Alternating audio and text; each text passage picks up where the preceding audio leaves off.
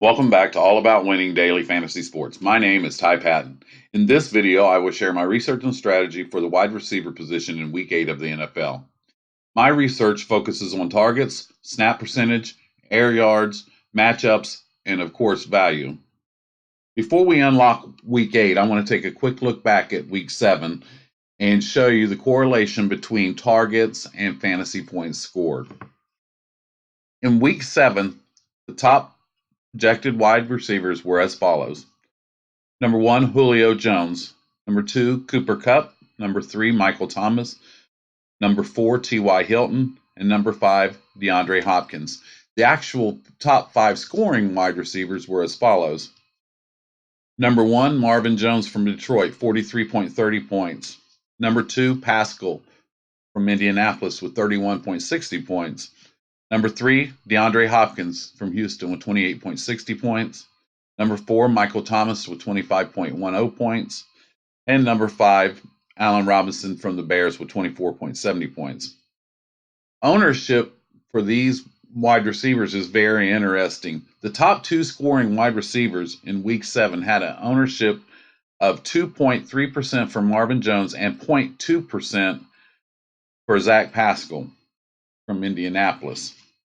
Only one of the top 5 ownership wide receivers were even in the top 20, and that was T.Y. Hilton. He was number 12, and he was second in ownership at 24.41%. 2 of the top 5 were actually out of the top 50 in overall scoring. Now let's look at what the numbers tell us through the first 7 weeks.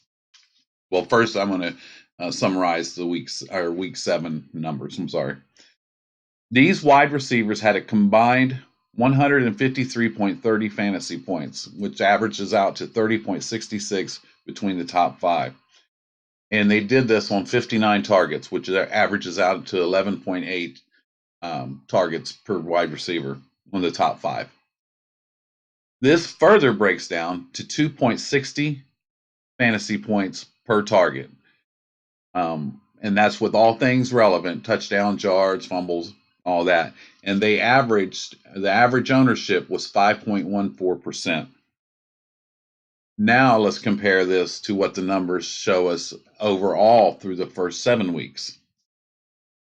And I want to remind you guys, I'm building lineups for the main slate, which means the primetime games Thursday night, Sunday night, and Monday night. Those players aren't included on the main slate.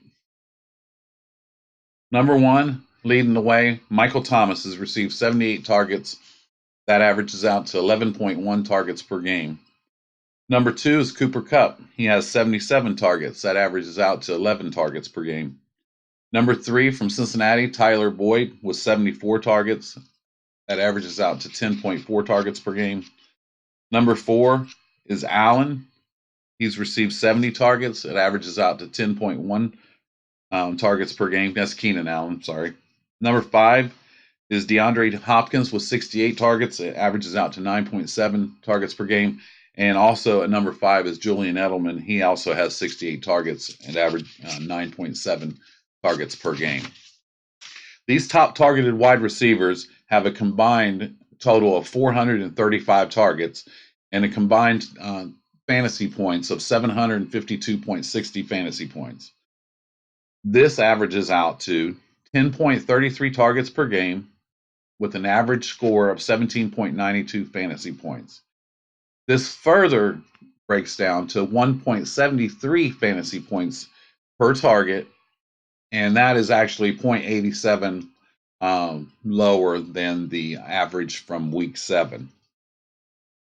Another thing that I look at that I feel is really important for wide receivers is total air yards. And this measures the yards, whether it's a reception or not. These wide receivers lead the NFL through the first 7 weeks in air yards. Number 1 is Michael Evans from Tampa Bay. He's averaging 138 air yards per game. That's 15.1 per target. Number 2 is Keenan Allen. He's averaging 123 air yards per game. That comes out to 12.3 yards per target. Number 3, Julio Jones from Atlanta. 115.7 air yards per game. That comes out to 13.1 on the average depth of target. Number 4, Kenny Galladay. He's averaging 110 air yards per game, and that's his depth of target. Average depth of target is 14 yards. Number 5 from the Chargers is Michael Williams. He's averaging 109.3 air yards per game. That comes out to 14.9 average yards per target. So Williams and Allen, two players from the same team, are in the top 5 on air yards. Number 6 is Odell Beckham Jr. He's averaging 107 air yards per game, which comes out to 11.9 per target. And number 7 is Chris Godwin from Tampa Bay. He's averaging 106.2 air yards per game, and that comes out to 11.6 average depth of target. Identifying the wide receiver with the best and worst matchups is another thing that I do every week. In week 8, these are the wide receivers that have the best overall matchups. Brown and Beasley from Buffalo. They're facing Philadelphia, who's ranked number 32. Philadelphia is allowing 48 fantasy points per game to the wide receiver position. Number 2 is Corey Davis and A.J. Brown from Tennessee. This week they face Tampa Bay's 31 ranked defense against the pass.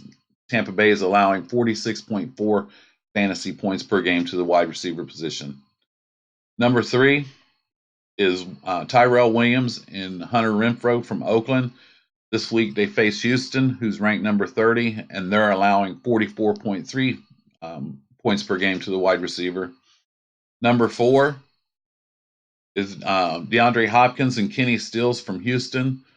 This week they're facing Oakland, the number 28 ranked team, and they're allowing 43 fantasy points per game to the wide receiver position. What's interesting about the number 3 and number 4 is those two teams are playing each other, and they're in the second highest total game of the week. I'm going to be having a lot of exposure to that game. Number 5 is Tyler Lockett and DJ Metcalf from Seattle. This week they face Atlanta's 28th ranked defense. They're allowing 43 points per game to the wide receiver. They're actually tied with Houston. And number 6 is Emmanuel Sanders and Marquise Goodwin from San Francisco.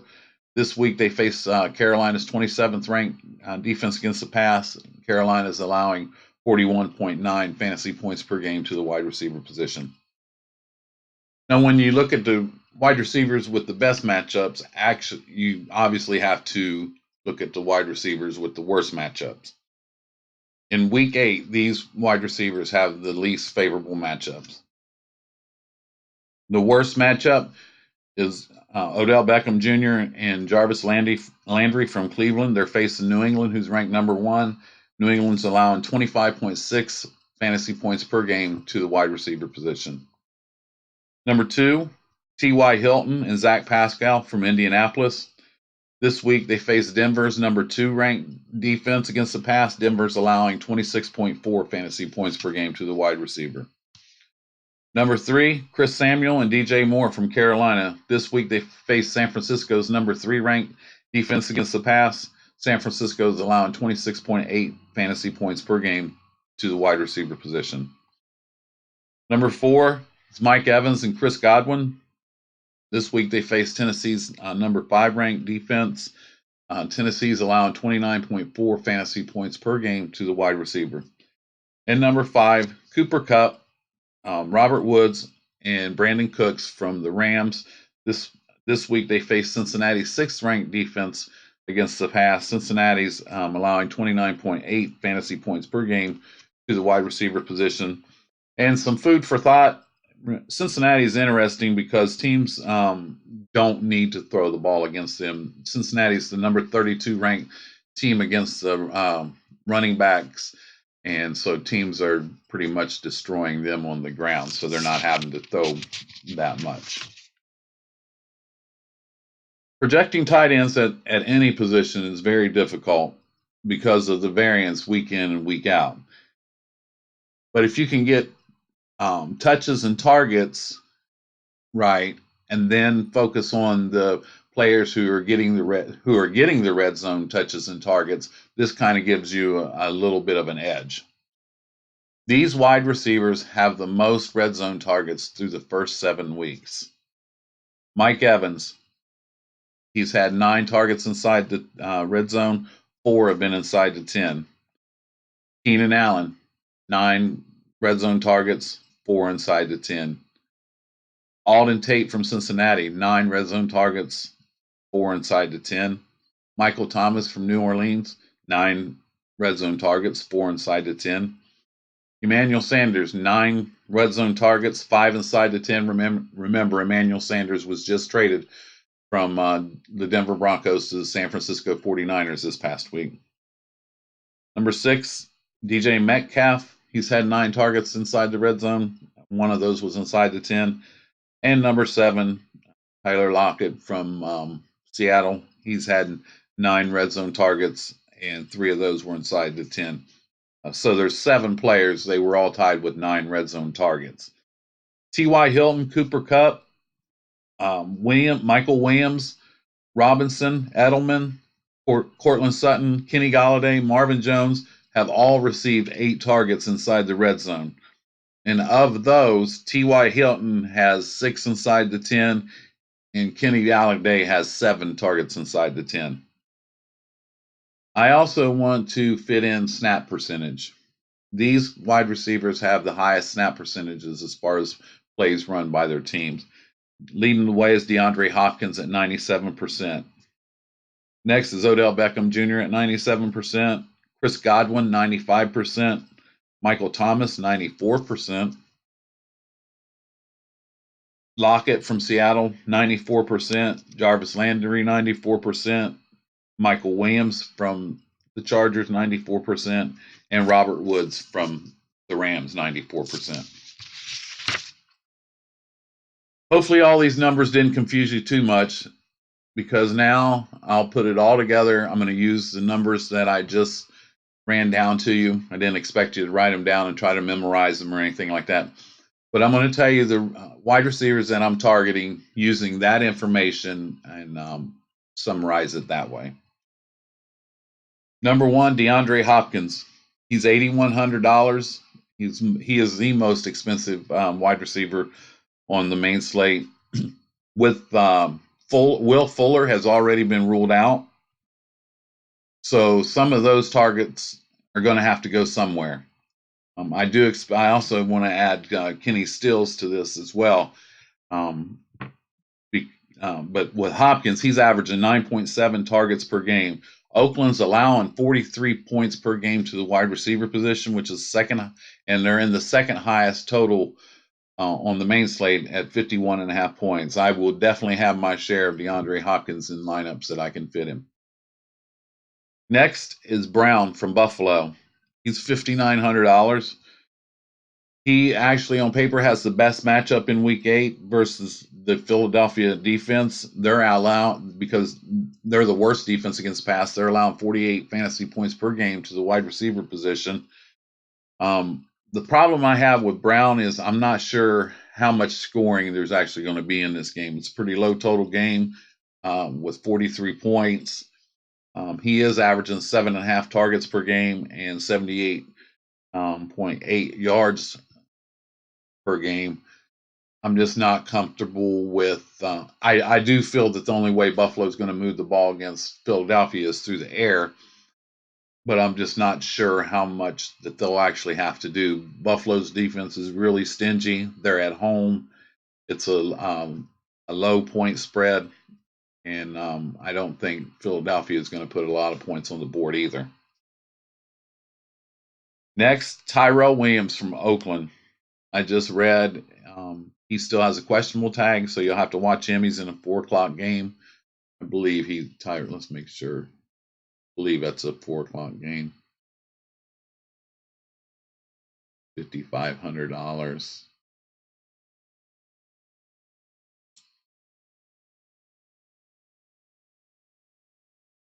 $4:25 Eastern time on Sunday. So you're going to want to check around 3:00 the injury report. You always want to check the injury report at 11:30 in the morning on Sunday and at 3 o'clock on Sunday, in case anybody's out on the 4 o'clock games as well.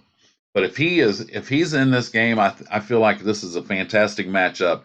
Houston's allowing 44.3 fantasy points per game to the wide receiver position. This game is the second highest total on the board. He's on the field for 94% of the snaps. He's getting 6 targets per game, 82.8 air yards per game, and he has an average depth of target of 13.8 yards. I feel he's going to be low owned and definitely value at $5,900. Next is Lockett from Seattle. He's 7,000. I'm not crazy about the price. Wish he was a few $100s cheaper. He's in the game with the highest total, 53.5 points. Atlanta's given up 43 fantasy points per game to the wide receiver position. He's getting 6.9 targets per game.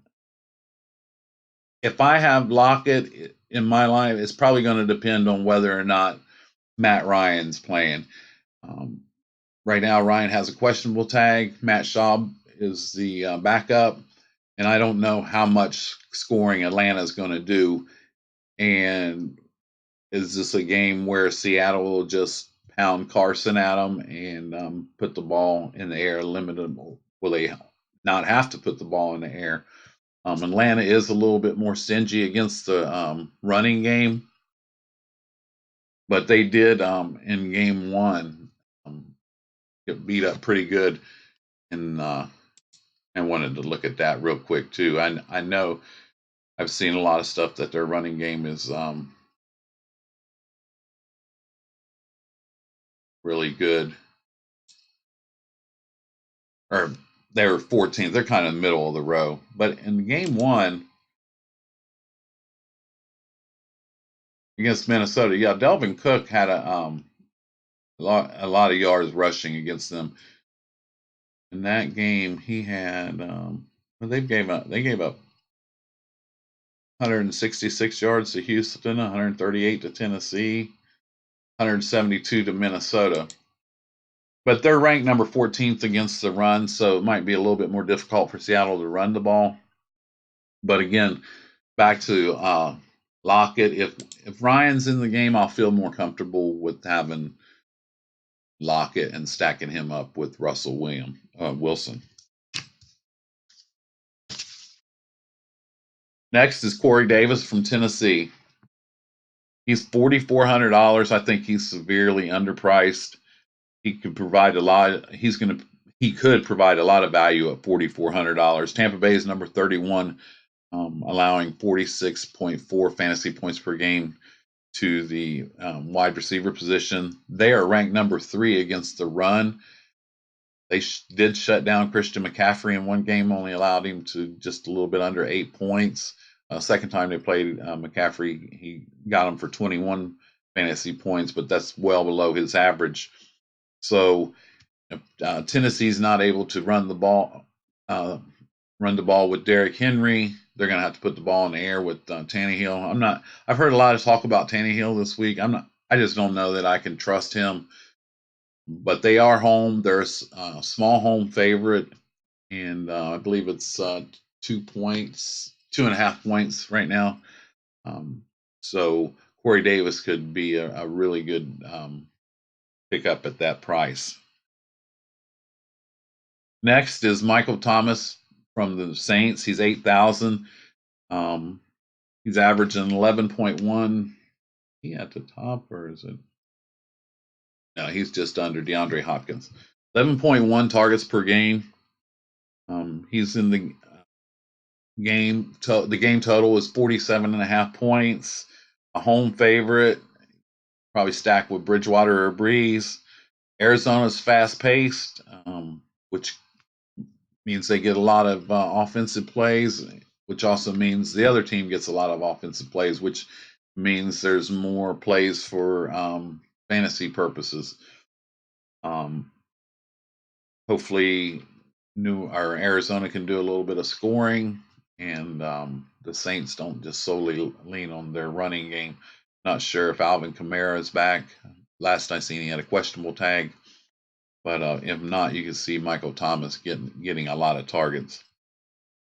Number 7, Cooper Kupp. He's $7,500. He's getting 11 targets per game. I'm not sure how much the Rams are going to have to pass. I just talked about this when Cincinnati's ranked number 6 against the pass. That's because teams are destroying their 32nd ranked rushing defense. There might, for him to pay off that 7,500 salary, it seems like you're going to have a little bit of scoring from Cincinnati, and I don't know that that's going to happen. So he's not one of my top targeted. He's definitely going to be in the player pool because of his volume, but I'm not really sure that I'm going to be getting a lot of him based on the game script. Next is Julio Jones at $7,700. For me, he is only viable if Matt Ryan's playing. I don't know a whole lot about Matt Schaub. He is in the game with the highest total on the board. You could see a situation in Seattle putting a lot of points against them, and all they can do is throw the ball. They do throw the ball 74% of the time at home, but that's with Matt Ryan. If Matt Ryan is in, I definitely am very interested in Julio Jones.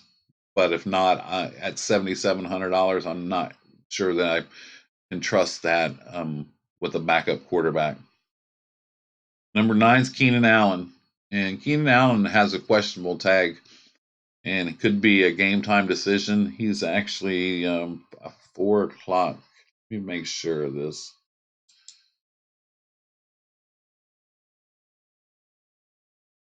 Now, he's a 1 o'clock game, so you'll know by 11:30 Sunday morning.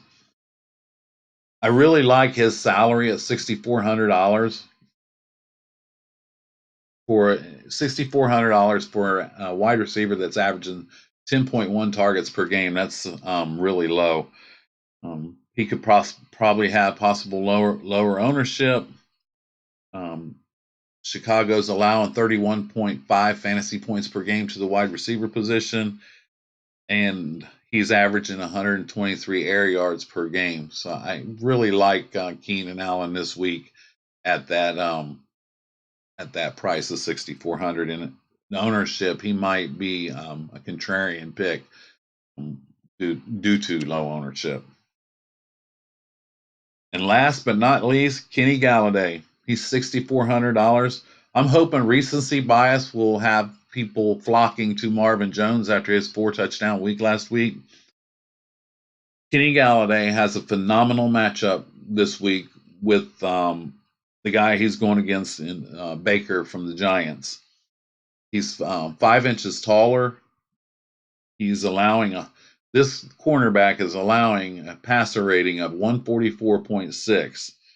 He's allowing 17 yards per target, and he's already allowed 3 touchdowns this year.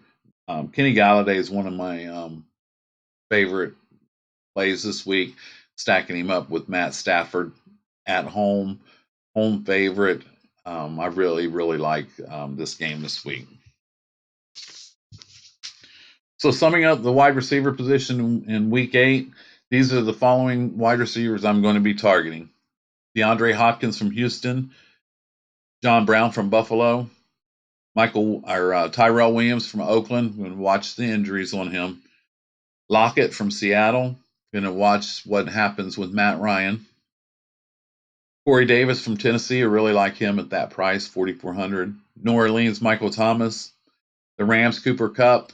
I know on the fence with him, that price, and I'm not sure how much the Rams are going to have to pass the ball, or this might be the breakout Gurley and Henderson game. I'm not sure. Atlanta's Julio Jones. For me, Julio is a really fantastic matchup with Matt Ryan. I'm not sure that I want to pay $7,700 though for Julio Jones with a backup quarterback. Keenan Allen from the Chargers. I love his price, 10.1 targets per game, and worried about that questionable tag, I'll definitely be watching that. The injury report comes out Sunday at 11:30 in the morning, but if he's playing, I will definitely have some shares of Keenan Allen. And as I mentioned, probably my favorite play is Kenny Galladay.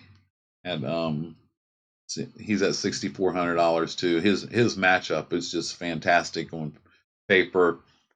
And as I mentioned, I'm hoping that recency bias will force people to go back to Marvin Jones this week.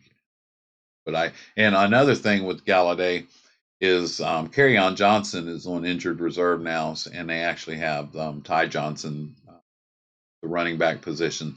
So this could be a game where Matt Stafford puts the ball in the air 50 times. Saquon Barkley in that offense, even though it's directed by a rookie quarterback, Detroit gives up a lot to the running back position. So Saquon could get his. This could be a really high scoring game. I really like Kenny Galladay this week.